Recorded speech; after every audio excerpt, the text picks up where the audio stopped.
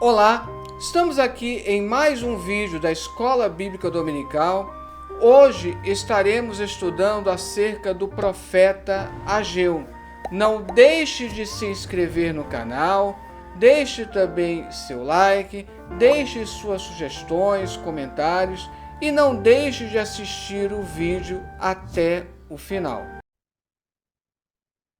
Estaremos estudando hoje a lição de número 11, que traz como título Ageu, um chamado para despertar da inércia.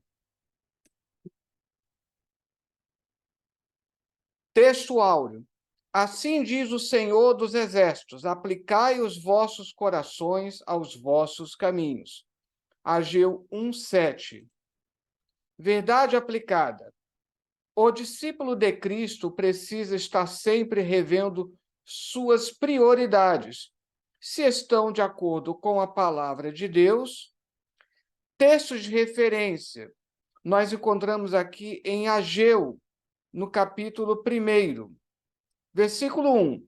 No ano segundo do rei Dario, no 6º mês, no 1º dia do mês, veio a palavra do Senhor, pelo ministério do profeta Ageu, a Zorobabel, filho de Sealtiel, príncipe de Judá, e a Josué, filho de Josadaque, o sumo sacerdote, dizendo: assim fala o Senhor dos Exércitos, dizendo: este povo diz, não veio ainda o tempo em que a casa do Senhor deve ser edificada.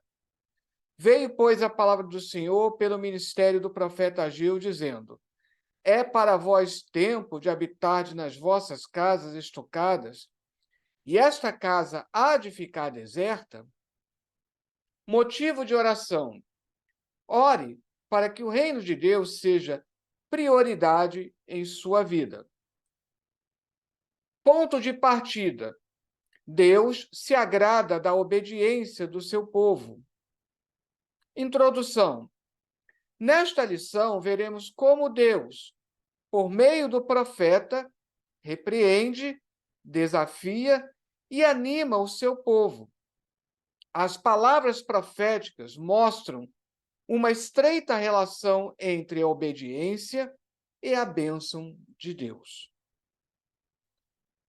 O nome Ageu significa festivo ou minha festa de gratidão. Ageu foi a primeira voz profética a ser ouvida depois do exílio babilônico. Ele foi contemporâneo de Zacarias. Isso é importante observar. Lá no livro de Esdras, os dois aparecem no mesmo contexto, tanto Ageu quanto Zacarias. E também de um famoso pensador chinês chamado Confúcio, que é muito estudado em filosofia, que revolucionou, portanto, o modo de pensar no Extremo Oriente, na mesma época em que Ageu e Zacarias motivavam o povo judeu a reconstruir o templo de Deus, obra que já estava em andamento há 15 anos. Embora o livro não tenha título propriamente dito, lá no primeiro versículo é a introdução ao primeiro oráculo, a época do profeta fica perfeitamente delimitada ao longo da obra. Sua atividade se estende desde o dia 1º do 6º mês do ano 2º de Dario I até o dia 24 do 9º mês. Tanto aqui, Ageu, depois vamos ver também Zacarias e Ezequiel, são conhecidos por serem profecias muito precisas com relação à época, à cronologia. Em nosso cômputo, estas datas são interpretadas habitualmente como desde 27 de agosto até 18 de dezembro de 520 a.C. Devido a essas informações precisas, nós conseguimos colocar a data precisa e o ano também. É possível, como pensam alguns autores, que a atividade de Ageu se tenha estendido aos períodos imediatamente anterior e posterior. Entretanto, pouco sabemos a respeito de Ageu. Alguns, baseando-se em 2:3, dão como certo que em 521, 520 a.C., ele era de idade avançada, mas não é um dado seguro. Tampouco sabemos se nasceu na Palestina ou se retornou da Babilônia com os exilados. Isso porque o contexto histórico mostrado lá no livro de Esdras mostra tanto Ageu quanto Zacarias aparecendo de repente. Quanto à sugestão de que era sacerdote, parece descartada por causa da consulta que lhes faz lá no capítulo 2, versículos 10 a 14. Prescindindo da divisão em oráculos, o livro apresenta uma estrutura muito bem pensada com 2 blocos, que quase corresponde aos 2 capítulos, de temas que se repetem, como indica Shari. Então, vemos aqui: crítica ao povo, depois descrição da miséria, depois volta à bênção e um oráculo messiânico, lá no início do capítulo 2. Aí, depois, no restante do capítulo 2, volta essa mesma estrutura de crítica ao povo, descrição da miséria, volta à bênção e oração messiânica. Oráculo messiânico. Parece muito provável que a redação final não seja de Ageu, mas de seus discípulos, já que fala do profeta na terceira pessoa. Praticamente, todos os profetas, eles tiveram os seus livros complementados por discípulos. Os profetas menores dos séculos VI e V a.C. trataram de interesses e assuntos que surgem das experiências do exílio e volta à pátria. Deus era realmente soberano sobre os assuntos dos homens e das nações? As nações pagariam pelos maus tratos feitos ao povo de Deus? Deus cortara a relação de conserto com Israel? As promessas aos pais, que formavam a base das visões dos antigos profetas, realmente se cumpririam? 1.1. Conhecendo um pouco mais o profeta. Nada se sabe sobre o profeta Ageu ou seus antecedentes, como já tínhamos falado antes. Provavelmente ele nasceu na Babilônia, embora não tenhamos certeza, como também já falamos antes, e foi um dos que retornou do cativeiro junto com Zorobabel, segundo o decreto de Ciro. Ele profetizou durante o período da reconstrução do templo, de acordo com o registro de Esdras, e foi o primeiro chamado a profetizar depois que os judeus retornaram para Jerusalém após o exílio da Babilônia. Ageu começou a profetizar 16 anos depois da volta do primeiro grupo. Isso aqui é um dado importante para nós entendermos o contexto histórico, tanto de Ageu quanto de Zacarias. Precisamos analisar lá o livro de Esdras, pelo menos o capítulo 5, que é onde os dois aparecem. Parece que Ageu não precisava ser nem apresentado nem identificado, porque também lá em Esdras, ele é simplesmente o profeta. E a julgar pela repetição aramaica de Esdras 5.1, os profetas, Ageu, o profeta, ele geralmente era chamado assim. A ausência de ascendência pode significar que seu pai já caíra no esquecimento, que havia poucos profetas e que, por isso, o profeta era suficientemente específico e que ele era bem conhecido na pequena comunidade judaica. Tanto Baldwin como o Manual Bíblico da CPAD apresentam a hipótese de Ageu ser um homem já muito idoso quando profetizou, como já vimos antes, podendo, inclusive, ter visto o templo antes da destruição. Uma opinião baseada em Ageu 2:3, mas isso aqui é um dado conjectural, não temos certeza. 1.2, a mensagem do profeta. A profecia de Ageu é uma exortação a começar sem demora a reconstrução do templo pois não poderia continuar em ruínas por muito tempo, mas deveria ser restaurado para a glória de Deus. Está lá no capítulo 1, versículo 8. Isso aqui é um dado bem interessante. Estamos aqui iniciando o o último bloco de 3 profetas aqui, dentre os profetas menores. Todos eles são profetas depois do exílio. E por serem profetas depois do exílio, com certeza, todos eles se baseiam nessa palavra-chave, reconstrução. Passou o cativeiro, passou o desastre, agora é hora de falar de reconstrução. A ordem vinha da parte de Deus. Subi o monte, trazei madeira e edificai a casa, e dela me agradarei, e eu serei glorificado, diz o Senhor. Essa ordem não podia ser ignorada sem que trouxesse sérios resultados para todos. A seca, a perda das colheitas e a pobreza, que seriam os indicativos da ira divina, como nós temos lá no primeiro capítulo, do versículo 9 ao 11.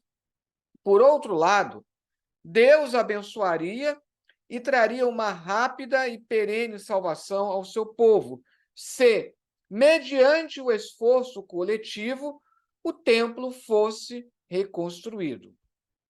Ageu era um homem de uma só mensagem.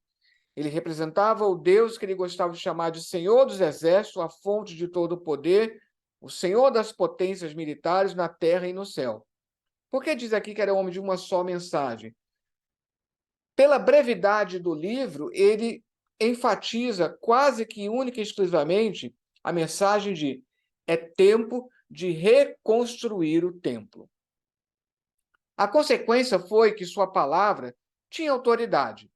O clima obedecia às suas ordens, todo o universo estava ao alcance da sua mão, e um dia seria sacudido por ela.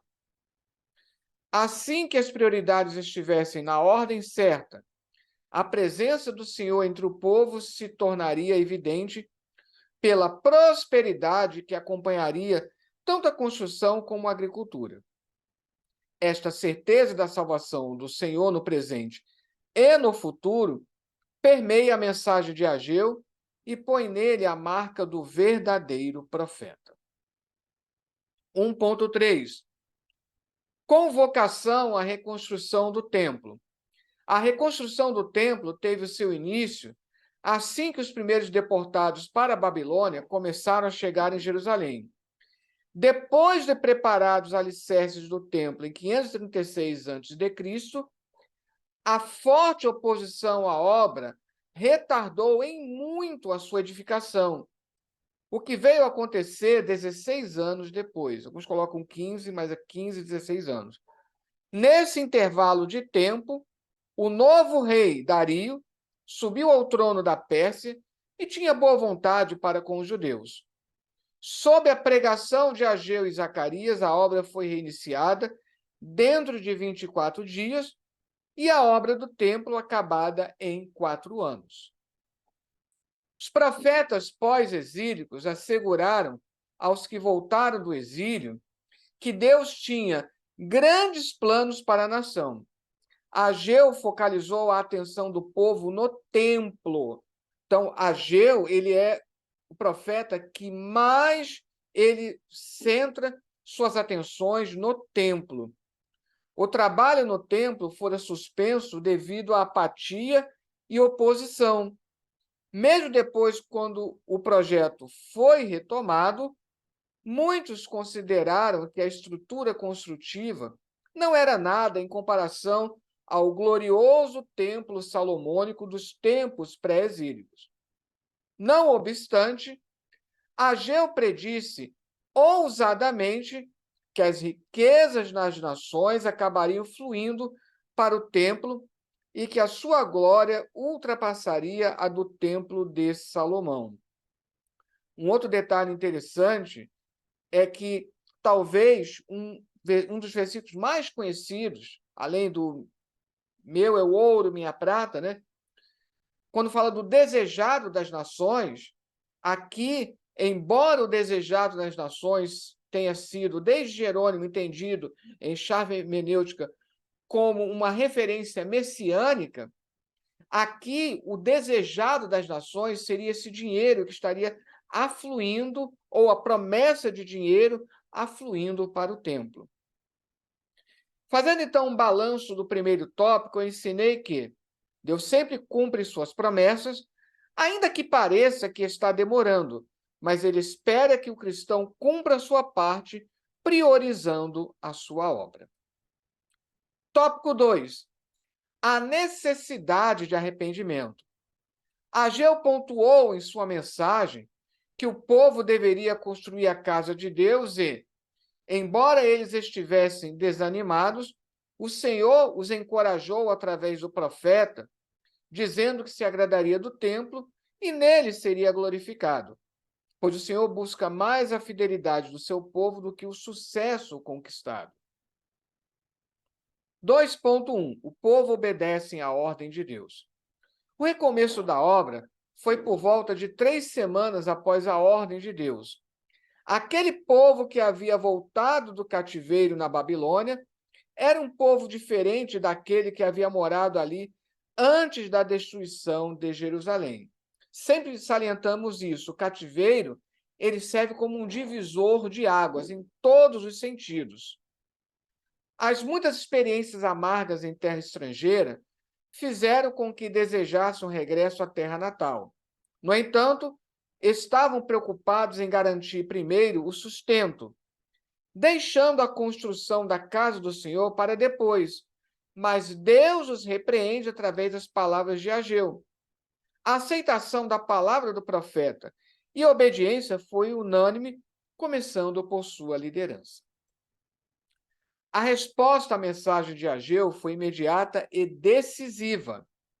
O povo reconheceu o profeta como um porta-voz de boa-fé do Senhor, aceitou sua mensagem para eles, demonstrou reverência apropriada ao Senhor e sua palavra e comprometeu-se com a obra para a qual Ageu os chamou. Nem todos os profetas bíblicos tiveram, entre aspas, tanta sorte. No sentido, voltando aqui, de que ele foi prontamente obedecido.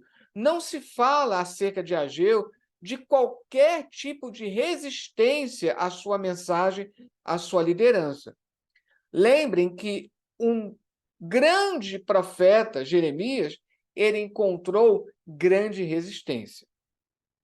Em muitos casos, os profetas descobriram que suas mensagens foram recebidas favoravelmente por apenas um pequeno número de ouvintes. Em outros casos, suas mensagens não foram atendidas. Mas não é assim com Ageu. É isso que chama a atenção no caso desse. O governador, o sumo sacerdote e todo o povo reconheceram que o Senhor havia enviado Ageu a eles. 2.2. O novo templo. Depois que o povo foi exortado a considerar os seus caminhos e a construir o templo de Deus, o Senhor assegurou que se agradaria dele e nele seria glorificado.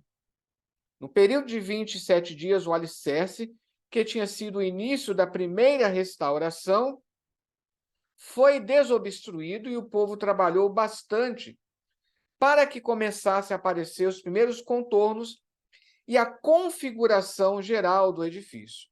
No entanto, a simplicidade deste segundo templo, comparada à majestosa obra de Salomão, trouxe tristeza aos idosos que tinham presenciado a grandeza do primeiro templo.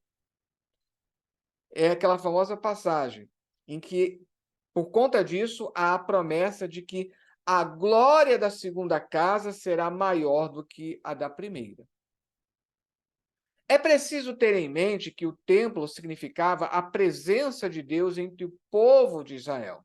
Para entender adequadamente a mensagem de Ageu, é necessário entender que aqui a valorização do templo significa, antes de mais nada, a valorização da presença de Deus no meio do povo. Não é o templo em si, não é a construção material em si, mas o simbolismo da presença de Deus no meio do povo. E, mesmo o segundo templo não possuindo a riqueza como que Salomão construiu, a glória do segundo seria maior do que a do primeiro, pois essa é uma referência espiritual, algo incorruptível. Lógico que, percebido numa chave hermenêutica messiânica, o segundo templo ele se tornaria muito mais glorioso, porque nele o menino Jesus foi apresentado. Então, muitos entendem que a glória da segunda casa se tornou maior do que a primeira no momento em que Jesus foi apresentado ainda bebê lá no templo. Dois importantes problemas interpretativos surgem em relação a Ageu no capítulo 2, versículos 7 ao 9. O primeiro problema diz respeito ao referente de o desejado de todas as nações. Certos estudiosos o interpretam como título messiânico, isso desde Jerônimo, como nós já falamos, embora o contexto imediato, como também textos paralelos, indiquem fortemente que a referência seja a homenagem das nações. Em hebraico, o verbo virá está no plural, dando a entender que o desejado, hemdat, seja reindicado como plural, coisas desejáveis. E essa homenagem das nações seria através de tributos, justamente lá no versículo anterior, quando está falando do ouro e da prata. Então, isso não anula a mensagem messiânica. As mensagens proféticas, elas sempre têm uma dupla aplicação. Então, do ponto de vista exegético, ou seja, resgatando qual foi a mensagem original, o contexto da época, o desejado das nações são as riquezas que são prometidas, que vão afluir para o templo. Agora, olhando mais à frente, numa chave hermenêutica messiânica, está apontando, sim, para o Messias, para Jesus Cristo. O segundo problema é pertinente ao cumprimento de Ageu 2:9. Há intérpretes que entendem que esta profecia se cumpriu quando Herodes ampliou o templo ou com a presença física de Jesus no templo, enquanto esteve na terra durante o primeiro advento. São muitos que entendem que isso se cumpriu mais exatamente, como já falei antes, no momento em que o menino Jesus foi apresentado no templo. E logo depois, quando Jesus voltou a visitar o templo com 12 anos, e depois, quando ele voltou ali para pregar o sermão escatológico. O contexto, porém, une a glorificação do templo com a subjugação dos gentios, ocorrência que nunca aconteceu antes da destruição do segundo templo em 70 depois de Cristo. Ao que parece, esta profecia se cumprirá junto com um templo futuro. Então, há ainda essa outra possibilidade, que a glória prometida aqui seria do templo reconstruído, ou seja, do templo milenial. 2.3. Deus promete abençoar o povo. A história do povo era de escassez, mas seu futuro seria de bênçãos. O povo atentou para as palavras de Deus por meio do profeta e recomeçaram a obra do templo, obedecendo à ordem de Deus. Por isso, o Senhor os convidou a observarem com cuidado o que aconteceria nos meses seguintes, porque sua palavra se cumpriria, dando-lhes bênçãos que tanto desejavam e precisavam em seus campos, como com um sinal de renovo e graça. Aqui o comentário do Champlin. O povo de Judá é, uma vez mais, convidado a exercer a consideração divina, contemplando as coisas de um ponto de vista espiritual. Eles precisavam pensar cuidadosamente nas coisas. No passado, os judeus haviam fracassado e tinham sofrido por isso. Mas agora, se concentrasse sua mente e seu coração na questão, poderiam efetuar uma mudança através do arrependimento. Se começassem a edificar o templo com vigor, então todos os aspectos de sua vida se aprimorariam. Fazendo então um balanço do tópico 2, eu ensinei que o relacionamento com Deus deve ser a prioridade de todo cristão, pois ele é o combustível que mantém acesa a chama da esperança em tempos difíceis. Tópico 3, Ageu para hoje. Ageu encontrou um povo desanimado para a reconstrução de uma obra que já havia começado a ser feita alguns anos após a volta do exílio babilônico. Mas o povo se intimidou com a oposição dos inimigos, principalmente dos samaritanos.